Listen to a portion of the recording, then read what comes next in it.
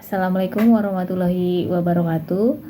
Di sini saya akan menindaklanjuti dari hasil analisis praktek asesmen pembelajaran IPS di SMP Negeri 2 Kesugihan dengan membuat rumusan masalah.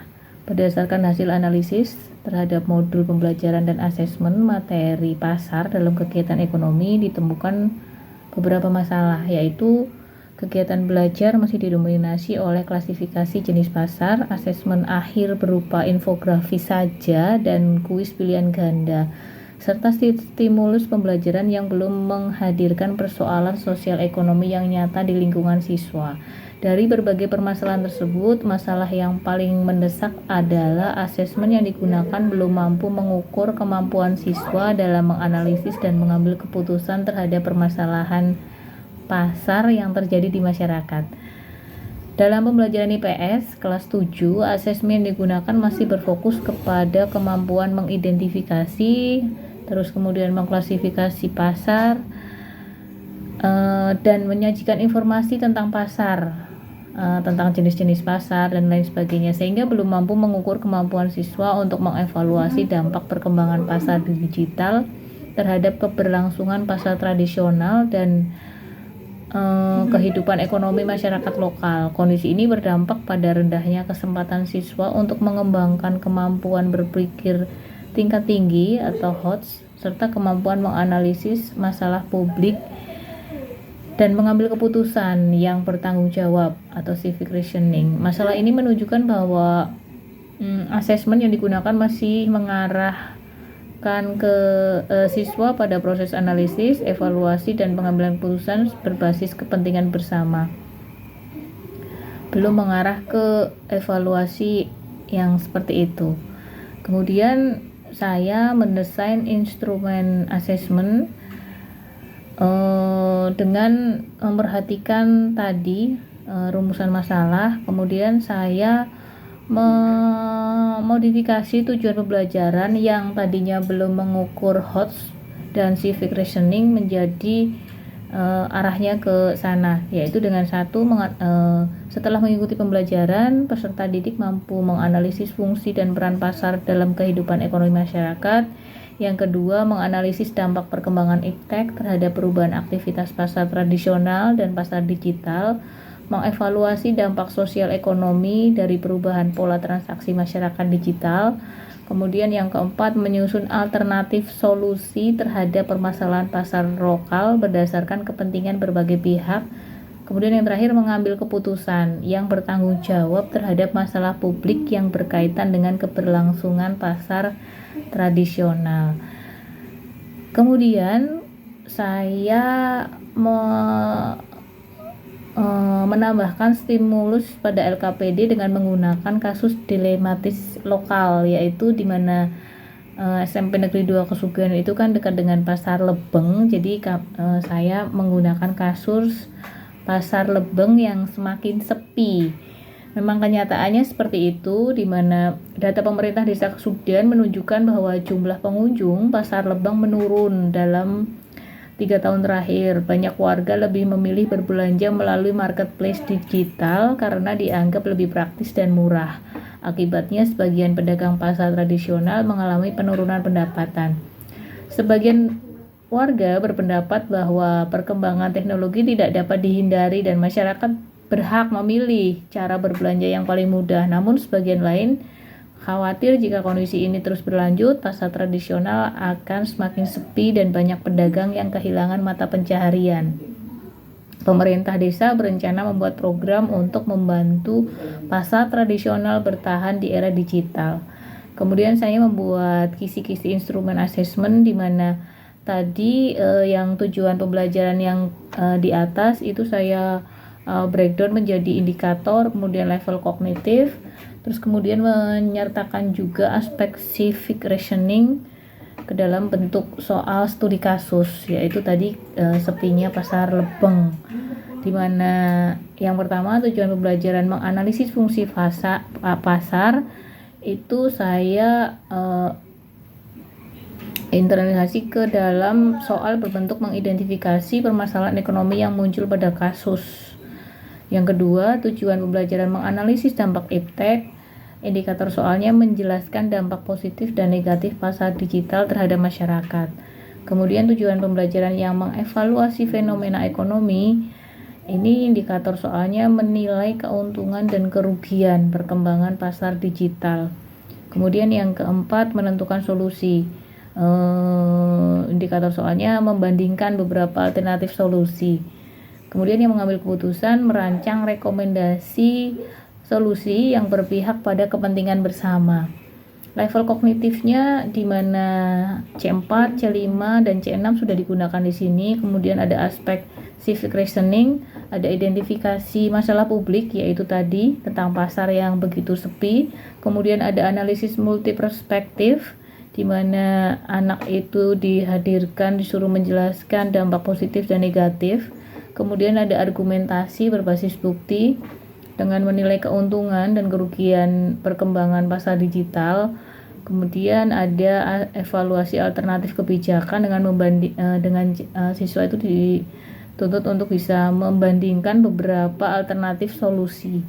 Kemudian ada social decision making, yaitu merancang rekomendasi yang berpihak pada kepentingan bersama. Bentuk soalnya studi kasus, kemudian uraian terbuka, menggunakan problem based learning. Instrumen soalnya yang pertama, berdasarkan kasus di atas tadi yang sudah saya bacakan, jelaskan mengapa jumlah pengunjung pasar Lebeng semakin menurun. Kemudian yang kedua, jelaskan dampak perkembangan pasar digital bagi, ini didetailkan dengan bagi pedagang pasar Lebeng, kemudian bagi konsumennya bagaimana, terus terhadap masyarakat sekitar pasar.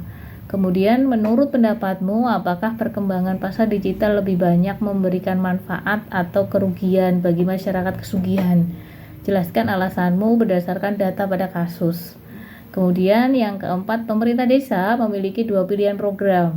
Ada program A, memberikan pelatihan pemasaran digital kepada pedagang pasar. Ada program B, yaitu membangun fasilitas pasar yang lebih modern dan nyaman. Kemudian yang kelima, menurutmu program mana yang harus diprioritaskan? Berikan alasanmu. Jika kamu menjadi anggota Forum Kreatif Anak Desa Kesugihan, program apa yang akan kamu usulkan agar pasar tradisional tetap berkembang tanpa menghambat kemajuan teknologi? Jelaskan program yang diusulkan, kemudian alasan memilih program tersebut dan manfaat bagi masyarakat. Untuk kesesuaian dengan HOTS dan civic reasoning, untuk aspek C4 itu ada di soal nomor 1 dan 2, kemudian di C5 di evaluasi itu ada di soal 3 dan 4, kemudian di C6 itu di soal C5. Yang civic reasoning, identifikasi masalah publik di soal pertama, analisis multiperspektif di soal kedua, argumentasi berbasis bukti soal ketiga, kemudian pengambilan keputusan di soal keempat, dan social decision makingnya di soal yang kelima. Setelah saya tanya ke rekan sejawat untuk instrumen yang ada di atas ini, teman-teman saya itu memberi masukan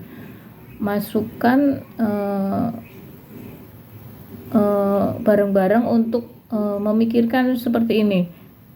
Pertanyaan, apakah stimulus kasus pasar Lebeng itu sudah cukup kontekstual di era sekarang, di waktu sekarang? Terus kemudian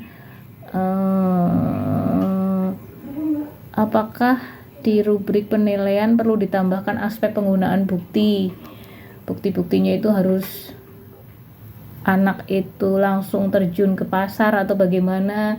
Terus kemudian apakah kita perlu menyajikan dalam studi kasus itu jumlah pedagang atau penurunan pengunjung pasar itu disajikan dengan data-data yang berupa angka? Kami kemarin berdiskusi itu, kemudian untuk tahap berikutnya mungkin kami akan menyempurnakan dengan data-data yang lebih valid dan lebih lengkap untuk menyajikan ke siswa kasus yang benar-benar real atau nyata. Karena stimulus yang disajikan tadi hanya deskriptif nggih. Kemudian setelah saya mendapatkan masukan dari rekan sejawat, saya mulai mengembangkan instrumen dan rubrik dengan penyesuaian tujuan pembelajaran, yaitu terutama yang tujuan keempat, dengan menyusun alternatif solusi terhadap permasalahan pasar lokal berdasarkan kepentingan berbagai pihak. Kemudian yang kelima, saya sesuaikan dengan mengambil keputusan yang bertanggung jawab terhadap masalah publik yang berkaitan dengan keberlangsungan pasar tradisional. Kemudian saya menyesuaikan lagi stimulus dilematis lokalnya yang kasus pasar Lebeng yang mulai kehilangan pembeli, dengan menyesuaikan tadi yang marketplace digital itu anak-anak banyak yang maksudnya apa ini Bu, ini maksudnya apa. Jadi saya contohkan sekalian, kalau marketplace digital itu seperti Shopee, ada Bukalapak dan lain sebagainya. Kemudian saya membuat rubrik penilaian analitiknya dengan skor 1-4 dari masing-masing soal. Yang contohnya ini, yang pertama, untuk menganalisis penyebab menurunnya pengunjung pasar lokal. Skor 4, siswa dapat mengidentifikasi lebih dari 3 faktor penyebab secara lengkap dan logis dan menunjukkan menunjukkan hubungan sebab akibat yang jelas. Untuk skor 3, mengidentifikasi 2-3 faktor penyebab dengan penjelasan yang cukup logis. Kemudian skor 2, mengidentifikasi 1 atau 2 faktor penyebab tetapi penjelasannya masih sederhana. Untuk skor 1, hanya menyebutkan penyebabnya saja tanpa menyebutkan tanpa penjelasan. Itu contoh untuk rubrik penilaian analitik di soal yang pertama. Kemudian untuk rekapitulasi penilaian skor soal 1-5 berarti skor maksimalnya 4 nggih. Untuk kesesuaian tujuan instrumen dan rubrik,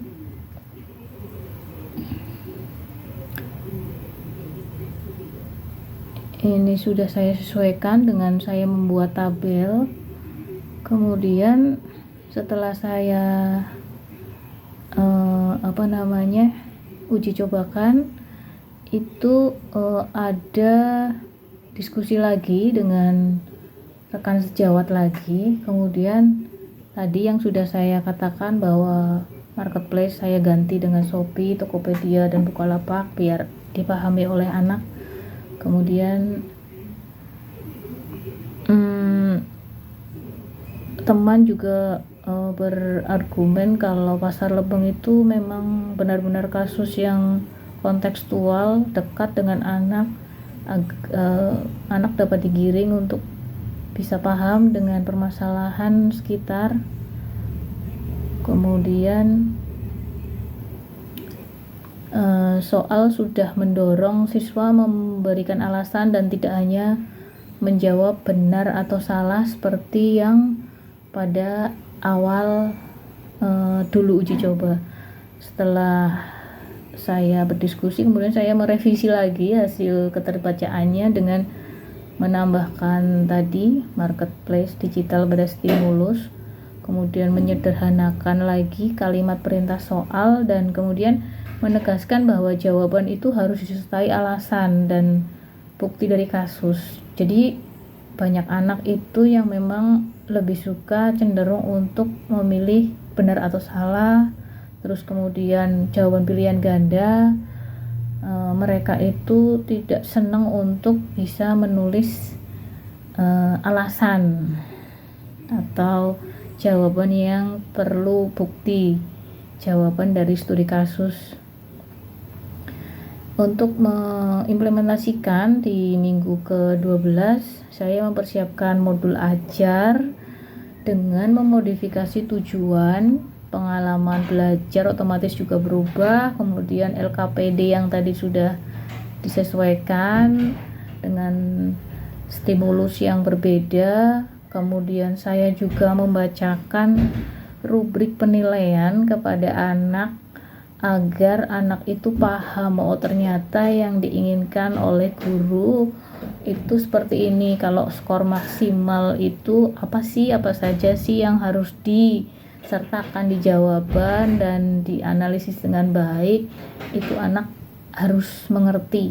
Nah, pada penjelasan rubrik ini memang saya memakan waktu yang jauh lebih panjang daripada yang kemarin-kemarin, karena ada temuan untuk yang sebelumnya itu anak protes, saya belum mudeng Bu apa yang diinginkan Bu Guru, jadinya saya jawab sekenanya. Nah, dari pengalaman tersebut saya menjelaskan ulang lagi dan secara detail dan menggunakan bahasa campuran dengan bahasa Jawa, bahasa ngapak campur sama bahasa Indonesia agar lebih dipahami oleh anak. Terus kemudian setelah implementasi saya saya rekap ini nilainya berdasarkan hasil implementasi asesmen autentik berbasis stimulus dilematis lokal pada 32 siswa di kelas 7G di SMP Negeri 2 Kesugian, diperoleh rata-rata nilainya sebesar 76,56 yang termasuk dalam kategori tinggi. Sebagian besar siswa mampu mengidentifikasi penyebab menurunnya jumlah pengunjung pasar Lebeng dan menjelaskan dampak perkembangan pasar digital terhadap pedagang maupun konsumen. Hal ini menunjukkan bahwa instrumen yang dikembangkan mampu mengukur kemampuan analisis C4 yang menjadi salah satu indikator HOTS. Dari analisis kualitas jawaban ditemukan bahwa mayoritas siswa dapat menyebutkan faktor-faktor penyebab menurunnya aktivitas pasar tradisional seperti kemudahan berbelanja melalui marketplace, banyaknya promo, dan efisiensi waktu. Namun, sebagian siswa juga mengalami kesulitan dalam menghubungkan fenomena tersebut dengan dampak sosial ekonomi yang lebih luas seperti perubahan mata pencaharian pedagang atau keberlangsungan ekonomi lokal. Temuan ini menunjukkan bahwa kemampuan analisis siswa sudah mulai berkembang, tetapi masih memerlukan penguatan pada aspek evaluasi. Pada aspek civic reasoning, sebagian besar siswa mampu mengemukakan pendapat mengenai program yang sebaiknya diprioritaskan oleh pemerintah desa, seperti pelatihan pemasaran digital bagi pedagang. Akan tetapi, masih terdapat siswa yang memberikan jawaban berdasarkan preferensi pribadi tanpa mempertimbangkan kepentingan berbagai pihak yang terlibat. Kondisi ini menunjukkan bahwa kemampuan pengambilan keputusan untuk kepentingan bersama atau social decision making belum berkembang secara merata pada seluruh siswa. Jadi masih ada egosentrisnya, tidak memikirkan aspek-aspek yang lain. Jadi ketika kemarin sempat menemui kalau ya nggak apa-apa Bu, yang penting aku kan laku jualan di TikTok, ngapain aku ngurusin pedagang yang ada di pasar Lebeng, kan nggak ada hubungannya sama aku. Nah, hal-hal seperti itu yang sederhana tetapi saya berusaha untuk mengarahkan ada tanggung jawab, ada pengambilan keputusan di situ untuk kepentingan bersama lah. Menggiring ke situ itu saya butuh waktu lagi mungkin ya untuk membiasakan agar asesmen itu berupa studi kasus sehingga menstimulus juga anak berpikir lebih kreatif untuk pengambilan keputusan yang harus digarisbawahi untuk kepentingan bersama, melatih mereka untuk memikirkan kepentingan bersama. Secara umum, instrumen asesmen yang dikembangkan telah berhasil menghadirkan konteks permasalahan nyata yang mendorong siswa melakukan analisis, evaluasi, dan penyusunan solusi. Dengan demikian, asesmen autentik berbasis stimulus dilematis lokal memiliki potensi untuk mengukur HOTS dan civic reasoning secara lebih efektif dibandingkan asesmen yang hanya berfokus pada hafalan konsep dan soal pilihan ganda. Saya rekap perolehan nilai dari 32 kelas 7G. Kemarin itu saya praktek di kelas 7G di hari Selasa ya. Kemudian saya memilih menyimpulkan statistik deskriptif ini ya, sejumlah siswa 32 dengan nilai tertinggi 100, nilai terendah 45, rata-ratanya 74,06, di mana median 75, ketuntasan di mana KKM-nya di sini saya mengambil 70, ada 22 siswa sebanyak 68,75%, kemudian ada yang belum tuntas ada di 10 siswa dengan persentase 31,25%. Untuk distribusi nilai, rentang nilai 86 sampai 100 yang kategorinya sangat baik di frekuensi 5, kemudian rentang nilai 71 sampai 85 yang kategori baik di frekuensi 13, ada di rentang nilai 56 sampai 70 dengan kategori cukup di frekuensi 12. Kemudian ada yang kurang dari 55 di kategori kurang, itu frekuensinya 2, jumlah 32. Dari jawaban-jawaban siswa, pola jawaban yang ditemukan kemampuannya sudah baik. Sebagian besar siswa mampu mengidentifikasi penyebab menurunnya pengunjung pasar Lebeng. Siswa dapat menjelaskan dampak pasar digital terhadap konsumen dan pedagang, karena mungkin pasar digital ini sangat dekat dengan siswa ya. Siswa itu sudah mulai check out barang di pasar digital, dekat dengan permasalahan sehari-hari siswa. Kemudian siswa mampu memberikan solusi sederhana seperti promosi digital dan pelatihan pemasaran online. Mereka itu juga di dalam kelas 7G itu ternyata sudah ada yang membantu melakukan pemasaran online lewat TikTok dagangannya ibunya. Jadi mereka kemarin bisa bercerita bagaimana melakukan promosi online dengan TikTok dengan baik, berbagi praktek baik dengan temannya. Di mana kesulitan yang muncul itu banyak siswa belum mampu mempertimbangkan berbagai kepentingan pihak yang terlibat, seperti pedagang, konsumen, dan pemerintah. Kemudian pada soal evaluasi C5, siswa cenderung memilih jawaban berdasarkan opini pribadi tanpa didukung oleh alasan yang kuat. Jadi alasannya opininya itu opini pribadi yang masih tidak memikirkan kepentingan bersama. Kemudian di kreasi, sebagai siswa masih memberikan solusi yang umum atau kurang inovatif.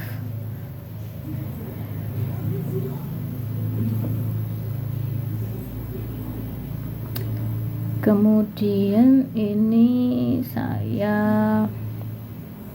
ringkas menjadi tabel untuk cakupan HOTS dan civic reasoning, di mana hasil implementasi asesmen autentik berbasis stimulus dilematis lokal menunjukkan bahwa kemampuan HOTS siswa kelas 7G di SMP Negeri 2 Kesugian berada pada kategori baik dengan persentase rata-rata sebesar 72,66.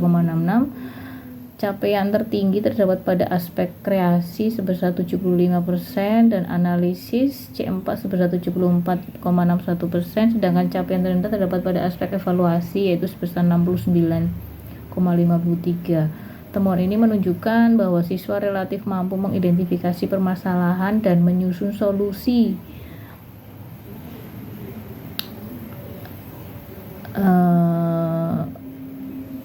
terhadap kasus pasar Lebeng, namun masih mengalami kesulitan ketika diminta mengevaluasi berbagai alternatif berdasarkan bukti dan pertimbangan yang lebih mendalam.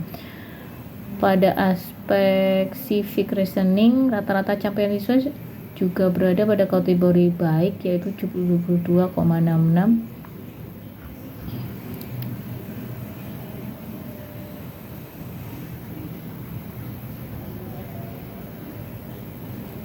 Untuk tabel distribusi frekuensi nilai hasil asesmen HOT dan civic reasoning, ada interval 86,100 kategori baik dengan frekuensi 5, kemudian yang civic reasoning 15,63% dengan frekuensi 5, interval nilai di 71 sampai 85 kategorinya baik, yang HOT di frekuensi 13, kemudian yang civic reasoning di persentase 40,63 dengan frekuensi kumulatifnya 18, kemudian dinilai 56 sampai 70, kategorinya cukup, frekuensinya 12 dengan persentase 37,50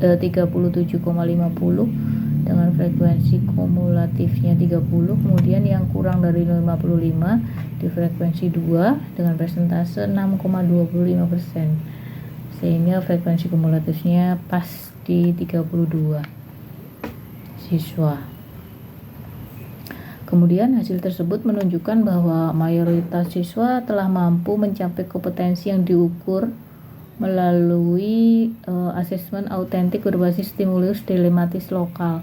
Namun demikian, masih terdapat beberapa siswa yang mengalami kesulitan, terutama pada aspek evaluasi dan pengambilan keputusan yang merupakan bagian dari kemampuan Hodge dan civic reasoning. Dasar dari hasil dari analisis asesmen ini, saya akan membuat artikel dengan judul Desain Asesmen Autentik Berbasis Stimulus Dilematis Lokal untuk mengukur kemampuan Hodge dan civic reasoning siswa dalam mata pelajaran IPS kelas 7 SMP Negeri 2 Kesugihan pada materi pasar. Demikian presentasi dari saya tentang tindak lanjut dari hasil analisis praktek asesmen pembelajaran IPS di SMP Negeri 2 Kesugihan. Terima kasih. Assalamualaikum warahmatullahi wabarakatuh.